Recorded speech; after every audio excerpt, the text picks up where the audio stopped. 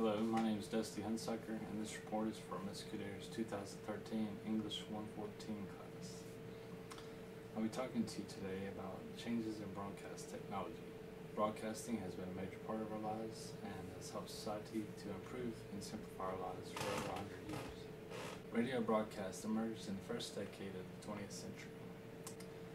President Franklin Delano Roosevelt made use of radio broadcasts relative to American society by addressing the American people in nearly 30 speeches via radio from 1933 to June 1944.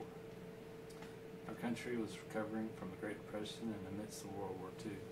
Roosevelt spoke on a variety of topics, from banking to unemployment to fighting fascism in Europe. Millions of people found comfort and renewed confidence in these speeches, which became known as fireside chats. World War II years saw considerable expansion in use of broadcasting as the U.S. and other nations established new networks to serve the entertainment and the information needs of the military. While radio was the primary form of communication during the 20s and 30s, broadcasters and inventors began to experiment with systems that could capture moving images in a form that could be coded into radio waves and then transmitted back into a picture on a screen. Electronic television was first successfully demonstrated in San Francisco on September 7th, 1927 by a 20-year-old inventor named Philo Taylor Farnsworth, and he transmitted the first image of a simple line. Soon he aimed his camera at a dollar sign because an investor asked, "When are we going to see some dollars in this thing Farnsworth?"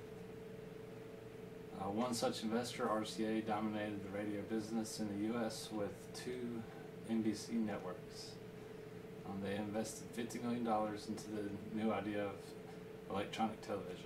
In 1939, RCA televised the opening of the New York World's Fair, including a speech by President Roosevelt, who again was the first president to appear on this modern broadcasting technology. Families around the globe began buying 5 by 12-inch television tubes produced by RCA, and the company began broadcasting regular programs. On May 17, 1939, the first televised baseball game between Princeton and Columbia was aired, and thousands of fans across the country were able to watch.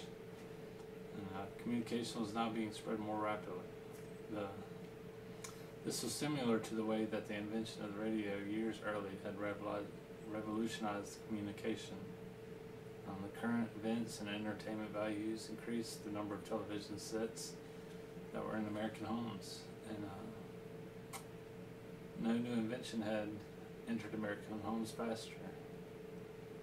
The number of television sets in the U.S. rose from 6,000 in 1946 to some 12 million by 1951, and by 1955 half of all U.S. homes had one.